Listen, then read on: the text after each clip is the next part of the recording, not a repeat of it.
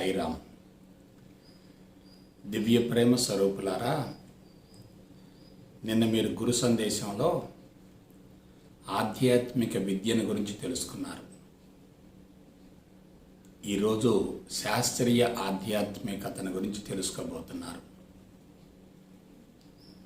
ప్రస్తుతం మన బిడ్డలకు అందించబడే విద్యా విధానం అంతా కూడా భౌతిక పరంగా ఉంటుంది, బాహ్యముఖ ప్రయాణాన్ని పెంచుతుంది.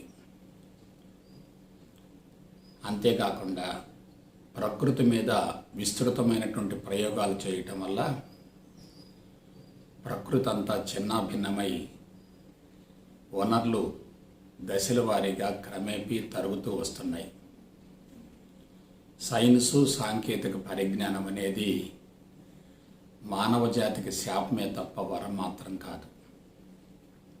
దురదృష్టవశాత్తు పాశ్చాత్య దేశాలన్నీ కూడా సైన్సు సాంకేతిక పరిజ్ఞానంలో పూర్తిగా నిమగ్నమై అటువంటి విద్యను ప్రోత్సహించడం వల్ల ప్రస్తుతం ప్రపంచం అనేక పరిష్కరించలేనటువంటి సమస్యల్ని ఎదుర్కొంటూ వస్తుంది.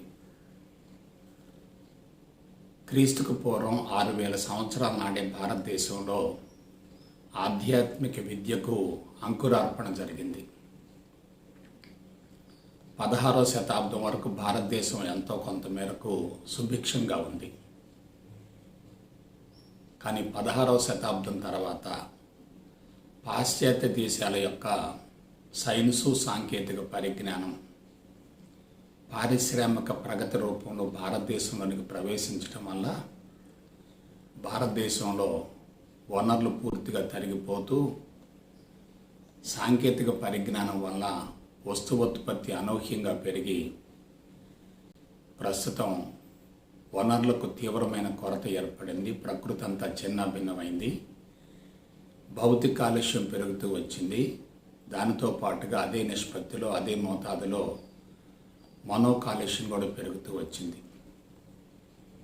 ప్రస్తుతం ప్రపంచం మొత్తం కూడా పూర్తిగా బలహీనపడింది. ఒక మాటలో చెప్పాలంటే మానవుడే భూమండలం మొత్తాన్ని సర్వనాశనం చేశాడు. వనరులను ఆకస్మికంగా తిరిగి సృష్టించటం సాధ్యం కాదు. మానవుడు చేసిన ఒకే ఒక ప్రమాదకరమైన పొరపాటు ఏమిటంటే నేను ప్రకృతిలో ఒక భాగం అనే విషయాన్ని మర్చిపోయాడు. నేను ప్రకృతి నుండి వేరు అనేటటువంటి భావనతో ప్రకృతిని పదార్థంగా భావించి దాన్ని తన అవసరాలకు, భౌతిక అవసరాలకు, సుఖ సౌకర్యాలకు, విలాస వినోద శృంగారాలకు విచ్చలవిడిగా యథేచ్ఛగా ఉపయోగించుకుంటూ వస్తున్నాడు. మరొక ప్రమాదం ఏమిటంటే మానవుడు భగవంతుని సృష్టికి వ్యతిరేకంగా ప్రతి సృష్టిని చేస్తున్నాడు. భగవంతుని సృష్టి అద్భుతమైనది, అమోఘమైనది. ఎక్కడ ఏది ఎలా ఉండాలో భగవంతుడు ఆ విధంగా నిర్దేశించాడు. కానీ మానవుడు ఏం చేశాడు? తెలివి మేధా సంపత్తితో, సైన్సు సాంకేతిక పరిజ్ఞానపు తీవ్రతతో భగవంతుడి సృష్టిని కాలరాచి ప్రతి సృష్టిని చేయటం ప్రారంభిస్తున్నాడు. భగవంతుడి సృష్టిని కాలరాచి ప్రతి సృష్టి కోసం ప్రయత్నం చేస్తున్నాడు. భగవంతుడు ఎప్పుడూ విజయం సాధిస్తాడు. భగవంతుడి నుంచి వచ్చినటువంటి మానవుడు మాత్రం తప్పనిసరిగా వైఫల్యం చెందుతాడు. భవిష్యత్తులో అనేక ఘోర విపత్కర పరిణామాలు సంభవించబోతున్నాయి. వినకూడని వార్తలు వింటాం, చూడకూడని దృశ్యాలు చూస్తాం. ప్రతి వ్యక్తి అంతరంగంలో అసంతృప్తి జ్వాలలు ఎగిసిపడతాయి. తిరుగుబాటు జరుగుతుంది. మానవ వ్యవస్థ అంతా చిన్నాభిన్నమవుతుంది. అటువంటి తరుణంలో మనం తప్పనిసరిగా ఆధ్యాత్మిక జీవన విధానాన్ని అనుసరించవలసిందే, వేరే ప్రత్యామ్నాయమే లేదు. ఈ ఆధ్యాత్మిక జీవన విధానంలో రెండు కీలకమైన అంశాలు ఉన్నాయి. మీరు ఒక పంట చేనును తీసుకుంటే దానిలో కలుపు మొక్కలు విపరీతంగా పెరిగాయి అనుకోండి. ఆ కలుపు మొక్కల్ని సమూలంగా కోకట వేర్లతో సహా తొలగించాలి ముందు. వాటిని తొలగించిన తర్వాత ఆ పంటకి ఎరువు, నీరు అందించి పోషణ చేయాలి. ఆ పోషణ చేసే విధానమే ఆధ్యాత్మిక మార్గం. ఇది ఎప్పుడు అందాలి? లేత వయసులో అందాలి. హృదయం పవిత్రంగా ఉన్నప్పుడే అందాలి. సంచిత ప్రారబ్ధ కర్మలు ప్రకోపించినప్పుడు ఇటువంటి పవిత్రమైన సమాచారం లోపలికి ప్రవేశించదు. 12 సంవత్సరాలు దాటాయంటే హార్మోన్స్ ప్రభావం వలన, పరిసరాల వలన మనుషులలో కామం పొంగుతూ ఉంటుంది. కామం పొంగుతూ ఉందంటే అహంకారం పెరుగుతూ ఉంటుంది. అహంకారం పెరుగుతూ ఉంటే ఆధ్యాత్మిక సమాచారం లోపలికి ప్రవేశించే ప్రసక్తే లేదు. అందుకే ఆధ్యాత్మిక విద్యను ప్రారంభ దశ నుండి ప్రవేశపెట్టగలిగితే భవిష్యత్తులో వాళ్ళంతా ఋషులవుతారు, అవధూతలు అవుతారు, ఆధ్యాత్మిక జ్యోతులు అవుతారు. అవని అంతా స్వర్గమయం అవుతుంది. అందులో ఎటువంటి అనుమానం లేదు. దురదృష్టవశాత్తు ఇప్పటి వరకు ఇటువంటి ప్రయోగం జరగలేదు. ఆధ్యాత్మిక విద్యను ప్రవేశపెట్టాలనే భావన పాలకులకు కలగడం లేదు. కారణమేంటి? ఆధ్యాత్మికతలోని ఔన్నత్యాన్ని వాళ్ళు గ్రహించలేకపోయారు. భౌతికపరమైనటువంటి అభివృద్ధి మీదనే దృష్టిని కేంద్రీకరించి సైన్సు, సాంకేతిక పరిజ్ఞానాన్ని ప్రోత్సహిస్తూ అటువంటి విద్యను లక్షల కోట్ల రూపాయలు ఖర్చు పెట్టి బలవంతంగా అందిస్తున్నారు. మేధావుల సంఖ్య పెరుగుతుందంటే ప్రపంచం బలహీనపడుతున్నట్లే. కాబట్టి భౌతికపరమైన విద్య ఎంత ఎక్కువ శాతం విస్తరిస్తే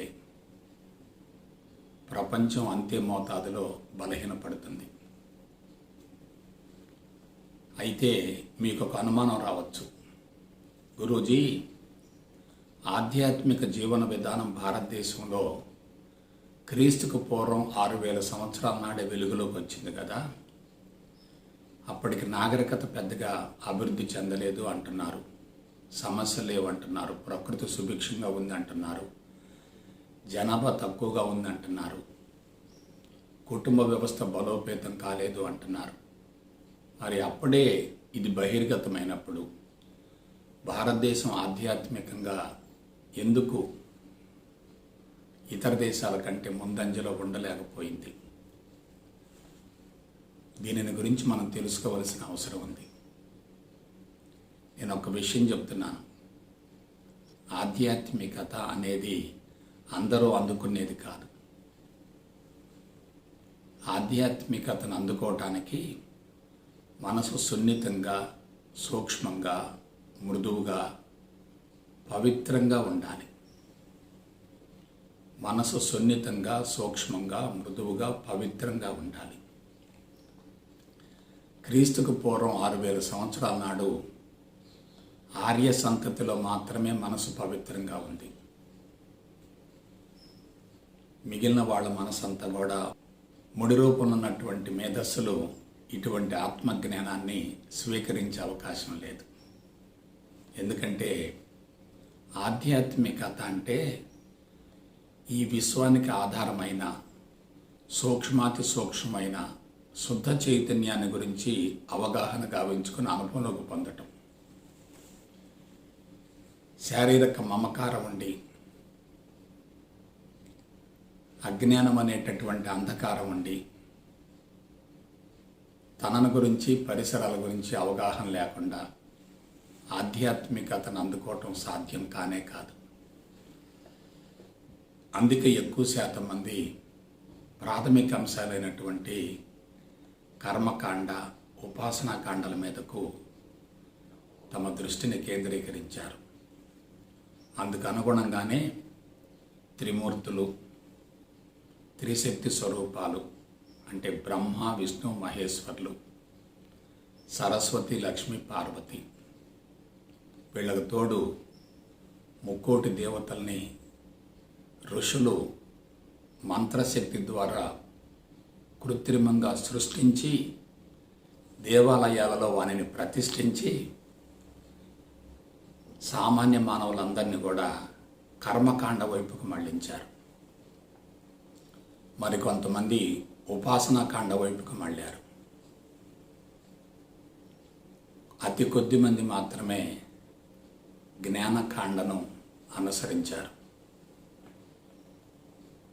వేలాది మందిలో, లక్షలాది మందిలో అతి కొద్ది మంది మాత్రమే జ్ఞానాన్ని అందుకోగలుగుతారు. అయితే స్వచ్ఛమైన కర్మకాండ కానీ,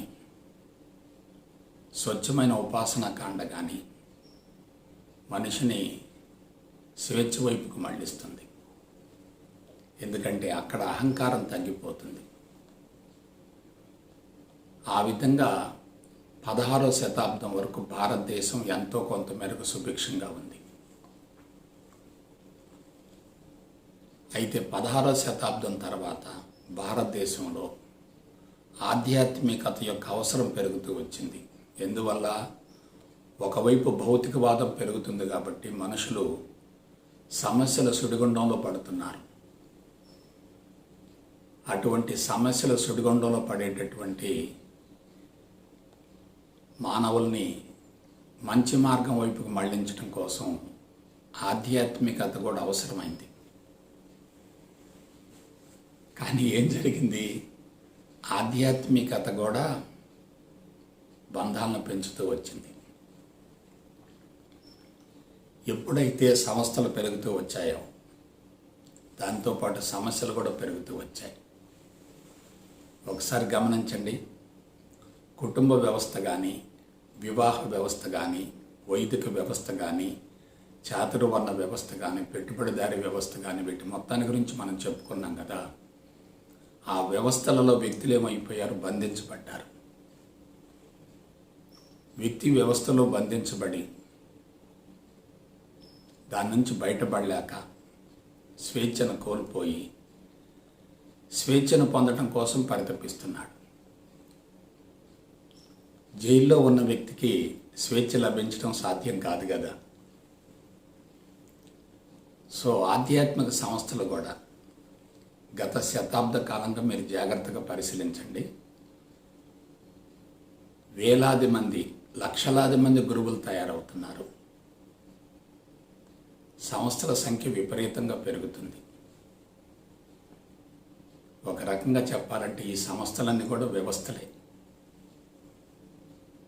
వ్యక్తుల్ని వ్యవస్థలు బంధిస్తున్నట్లుగానే ఆధ్యాత్మిక సంస్థలు కూడా వ్యక్తుల్ని బంధిస్తున్నాయి. ఒక వ్యక్తి ఒక సంస్థలో బంధించబడితే అది ఎంత ప్రమాదమో జాగ్రత్తగా అవగాహన చేసుకోండి. గురు శిష్యుల సంబంధం ఆత్మానుబంధంగా ఉండాలి తప్ప వ్యక్తిగత సంబంధంగా ఉండకూడదు. కానీ మనిషిలో ఉన్న ఒకే ఒక బలహీనత ఏమిటంటే పొరపాటున ఒక వ్యక్తితో వ్యక్తిగత సంబంధాన్ని ఏర్పరచుకుంటే దాన్ని వదిలించుకోవటం చాలా కష్టం. దాని నుంచి బయటపడటం చాలా కష్టం. కాబట్టి ఇటువంటి ఆధ్యాత్మిక విధానం వల్ల వ్యక్తులు ఇంకా బలహీనపడుతున్నారు. అందుకే పెట్టుబడిదారీ వ్యవస్థను ఎదుర్కోలేకపోతున్నారు. సత్యం, ధర్మం అడుగంటుతుంది. చట్టం, న్యాయం ఆధిక్యతను సంతరించుకుంటుంది. పెట్టుబడిదారీ వ్యవస్థ బలోపేతం అవుతూ వస్తుంది. దాన్ని ఎదుర్కోవటంలో ఆధ్యాత్మికత సమూలంగా వైఫల్యం చెందింది. ఆధ్యాత్మికత సమూలంగా వైఫల్యం చెందింది. కాబట్టి ప్రస్తుతం ఆధ్యాత్మికత మొత్తం కూడా అశాస్త్రీయంగా ఉంది. అటువంటి అశాస్త్రీయ ఆధ్యాత్మిక విధానం వల్ల మానవులు ఆ మార్గంలో పురోభివృద్ధి చెందకపోగా ఇంకా బలహీనపడుతున్నారు. గురువుల చుట్టూ, సంస్థల చుట్టూ, ఆశ్రమాల చుట్టూ, బాబాల చుట్టూ విపరీతంగా పరుగులు పెడుతున్నారు. వాళ్ళల్లో ఏదో ఉంది అనుకుంటున్నారు, అక్కడేదో ఉంది అనుకుంటున్నారు. తనలో లేనిది అక్కడుంది అనేటటువంటి భావన ఎప్పుడైతే ఉంటుందో అంతరంగంలో అసంతృప్తి తారాస్థాయికి చేరుతుంది. అటువంటి అసంతృప్తిని భర్తీ చేసుకోవటం కోసం తీవ్రమైన అన్వేషణ జరుగుతుంది. ఆ అన్వేషణలో శిష్యులు గురువులను కానీ సంస్థలను కానీ ఎన్నుకుంటారు. ఒక గురువును, ఒక సంస్థను ఎన్నుకోవటం చాలా సులభం, వదిలించుకోవటం చాలా కష్టం. ఒక సంస్థలో ఇరుక్కొని పోయి గురువును గుడ్డిగా నమ్ముతూ ఉండి ఈ సంస్థే గొప్పదనేటటువంటి భావన మనసులో బలీయంగా పడితే అతను బానిసగా తయారవుతాడు, గురుడిగా అనుకరిస్తాడు. గురువులు కానీ సంస్థలు కానీ శిష్యుల్ని ఒక రకంగా చెప్పాలంటే వశీకరణం చేసుకుంటాయి. ఎందుకంటే ఇతను అజ్ఞానంలో ఉన్నాడు, అపరిపక్వంగా ఉన్నాడు, సమస్యలతో ఉన్నాడు, జబ్బులతో ఉన్నాడు, బాధలతో ఉన్నాడు, ఇబ్బందులతో ఉన్నాడు, కష్టాలతో ఉన్నాడు. అతనికి ఏదో ఒక ఆసరా కావాలి. ఆ ఆసరా కోసం పరుగులు పెట్టేటటువంటి స్థితిలో తనను గురించే తనకు తెలియదు కాబట్టి గురువు యొక్క అంతరంగాన్ని ఏ విధంగా అంచనా వేయగలుగుతాడు? కాబట్టి మనుషులు ఏమవుతున్నారంటే ఆధ్యాత్మికతలో బంధించబడి స్వేచ్ఛ కోసం పరితపిస్తున్నారు. ఇంకొకటి ఏంటంటే ఆధ్యాత్మికత అనేక రకాలుగా రూపాంతరం చెందింది. ఆసనాలు, ప్రాణాయామం, సూర్య నమస్కారాలు, మంత్రాలు, పూజలు, పునస్కారాలు, వ్రతాలు, ఉపవాసాలు, దీక్షలు, అదేవిధంగా అనేక రకాల ప్రక్రియలు, అన్నీ చెప్పకూడదు కానీ అనేక రకాల ప్రక్రియలతో ఆధ్యాత్మికత మొత్తం మానవుల యొక్క బలహీనతలను సొమ్ము చేసుకుంటుంది. కాబట్టి అశాస్త్రీయత ఉన్న చోట మనిషికి ఎందుకు న్యాయం జరుగుతుంది? దీని గురించి నేను 30 సంవత్సరాలుగా లోతైనటువంటి పరిశోధన చేశాను. 30 సంవత్సరాలుగా లోతైన పరిశోధన చేశాను, రీసెర్చ్ చేశాను. ఎందువల్ల?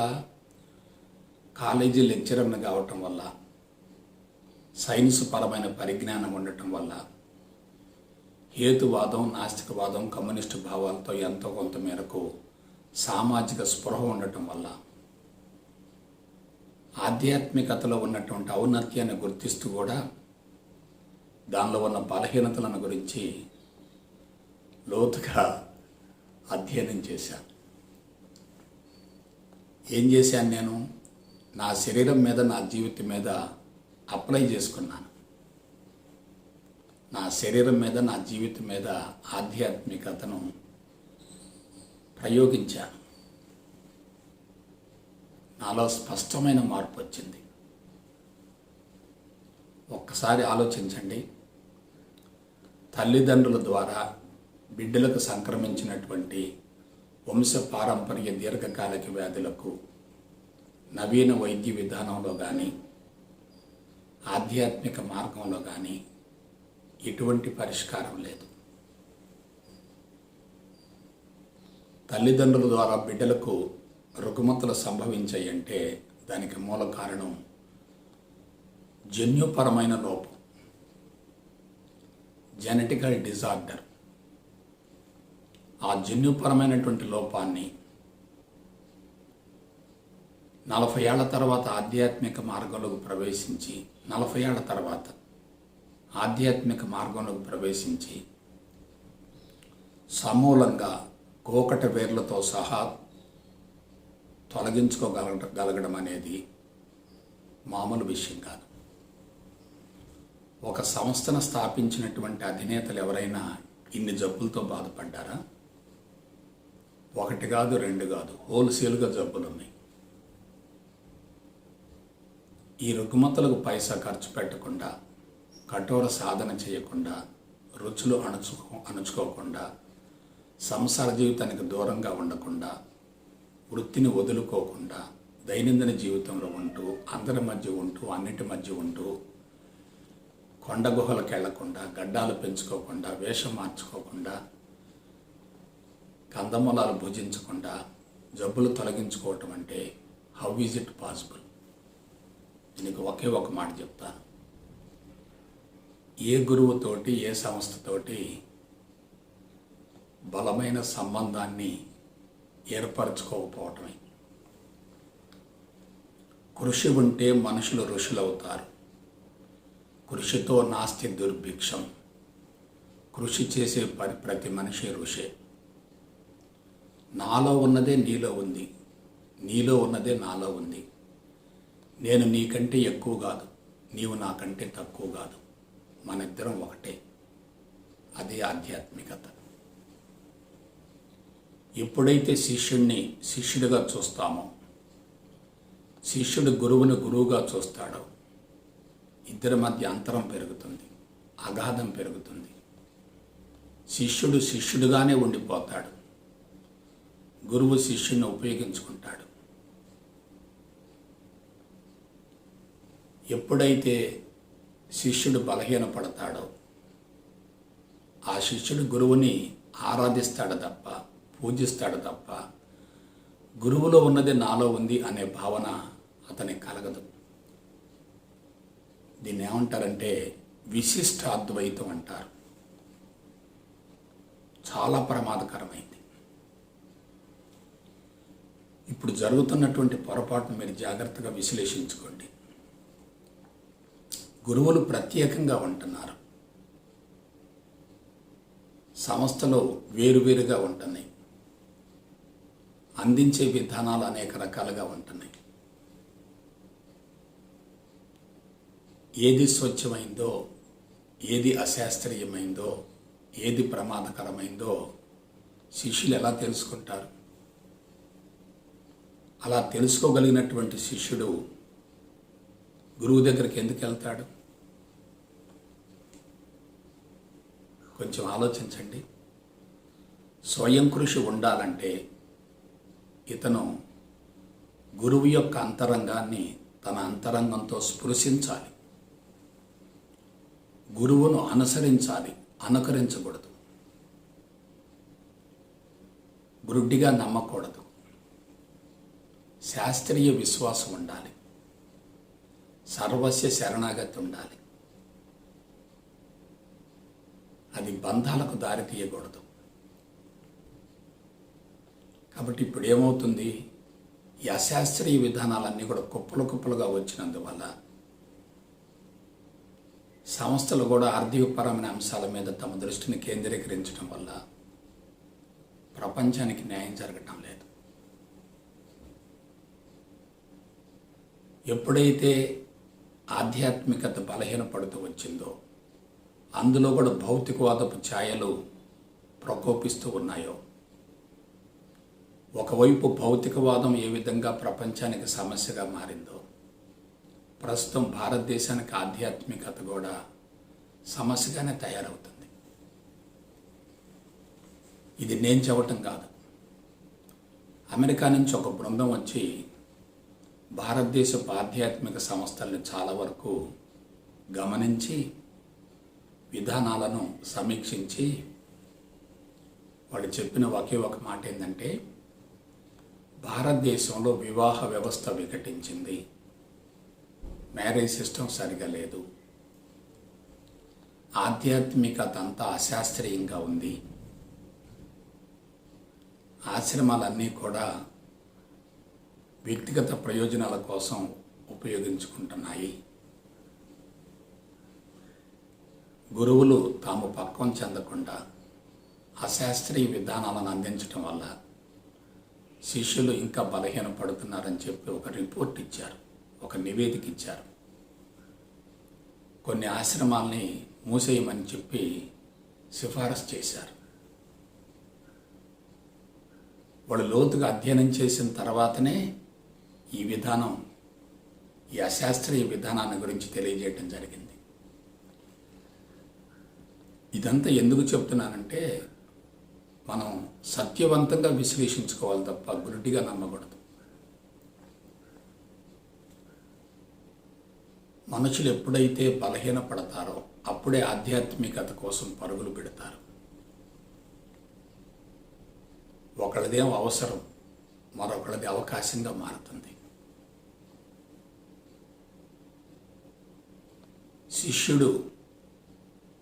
శిష్యుడు గురువు ఇద్దరు కూడా వేరు కాదు అనే భావన ఎక్కడైతే ఉంటుందో అదే శాస్త్రీయత. నేను శిష్యుడికి బోధిస్తున్నాను, శిష్యుడికి ఏదో దారబోస్తున్నాను, శిష్యుడు అందుకుంటున్నాడా అనే భావన ఉండకూడదు. గురువు ఫైలు ఓపెన్ అయింది, శిష్యుడి ఫైలు క్లోజ్ అయింది. గురువు ఏం చేయాలి? జ్ఞానాన్ని అందించడం కాదు, ఫైలు ఓపెన్ చేసుకునే మార్గం చూపించాలి. కాబట్టి శిష్యుడు కింద కూర్చున్నంత మాత్రాన అతడు బలహీనుడు కాదు, గురువు పైన కూర్చున్నంత మాత్రాన అతడు పరిపూర్ణ జ్ఞాని కాదు. అసలు జ్ఞానం అనేది విశ్వమంతటా ఉంది. ఎవరు దాన్ని గుర్తిస్తే వాళ్ళు పరిణతి చెందుతారు. దానికి ఏమిటి? ప్రజ్ఞ అనంతంగా విస్తరించాలి. ప్రజ్ఞ అనంతంగా విస్తరించాలి. ప్రస్తుతం ఏమైంది? కుటుంబ వ్యవస్థ వల్ల కానీ, వివాహ వ్యవస్థ వల్ల కానీ, చాతుర్వర్ణ వ్యవస్థ వల్ల కానీ, పెట్టుబడిదారీ వ్యవస్థ వల్ల కానీ విస్తరించవలసిన ప్రజ్ఞ కుంచుకుపోతుంది. మరి అటువంటి వ్యవస్థల యొక్క ప్రతిరూపమే సంస్థలు కదా, గురువులు కదా. కాబట్టి ఒక గురువుతోటో ఒక సంస్థతోటో పరిమితం అయ్యావంటే ప్రజ్ఞ కుంచుకున్నట్లేగా.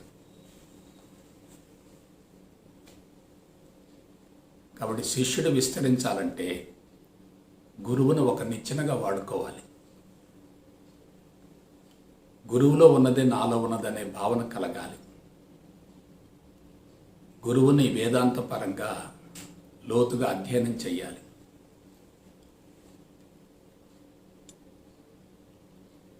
నదిని దాటడం కోసం పడవ కావాలి. నదిని దాటావు, ఇంకా పడవెందుకు? ఆలోచించండి. ఇవాళ ఏమవుతుందంటే కుటుంబాల్లో అసంతృప్తి పెరుగుతుంది, భార్యాభర్తల మధ్య అసంతృప్తి పెరుగుతుంది. తను అనుకున్న విధంగా అవతలి వ్యక్తులు ఉండటం లేదు, అనుకున్న విధంగా జీవితం గడవటం లేదు, అనుకున్న విధంగా పరిస్థితులు లేవు. అందుకని మనసులో ఏమవుతుంది? అసంతృప్తి పెరుగుతుంది. ఈ అసంతృప్తిని భర్తీ చేసుకోవటం కోసం మనుషులు ఆధ్యాత్మికత వైపుకు పరుగులు తీస్తున్నారు. నీ అసంతృప్తికి మూల కారణం బయట లేదు, నీలోనే ఉంది. చుట్టూ ఉన్న వ్యక్తులతో ఘర్షణ పడుతూ అసంతృప్తిని పెంచుకొని ఆశ్రమాలకు వెళితే నీ అసంతృప్తి అక్కడ కూడా వ్యాపిస్తుంది కదా. భార్యాభర్తల విభేదాలు ఎక్కువగా ఉండి ఆధ్యాత్మిక మార్గాన్ని ఎంచుకుంటే ఏమవుతుంది? ఆ సంస్థల్లో ఆ మార్గంలో కూడా నీ అసంతృప్తి విస్తరిస్తుంది. భార్యాభర్తలు ఎక్కువ సమయం కేటాయించలేకపోవడానికి మూల కారణం ఏంటి?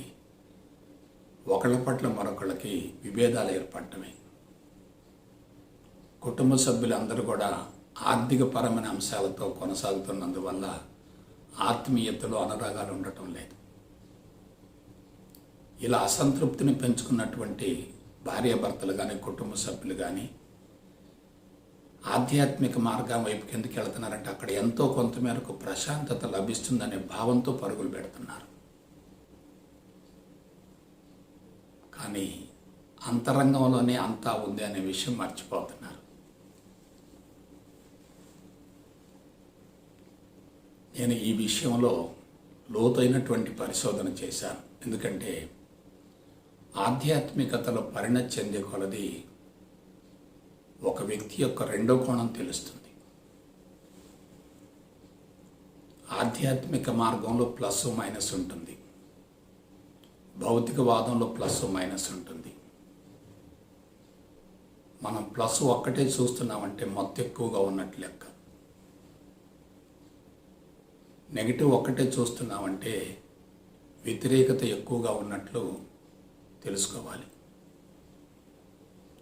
ప్లస్ ఎంత శాతం ఉంటుందో మైనస్ అంత శాతం ఉంటుంది. ప్లస్ మైనస్ రెండు సమాన స్థాయిలో ఉన్నాయి అని తెలుసుకోవటమే ఆధ్యాత్మికత.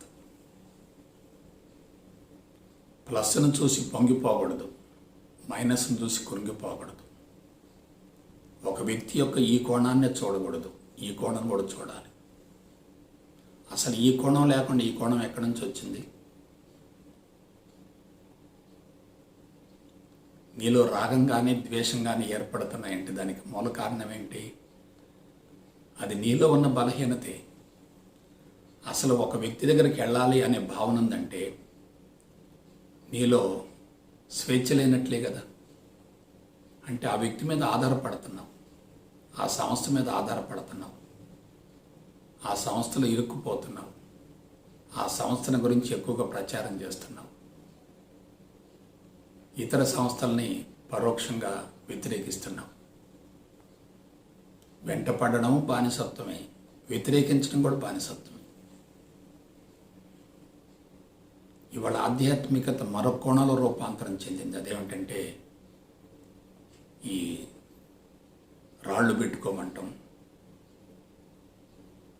తిథులు, వారాలు, నక్షత్రాలు, గ్రహాలు, ముహూర్తాలు, వీటన్నిటి ప్రభావంతో మనుషులు కన్ఫ్యూజ్ అవుతున్నారు.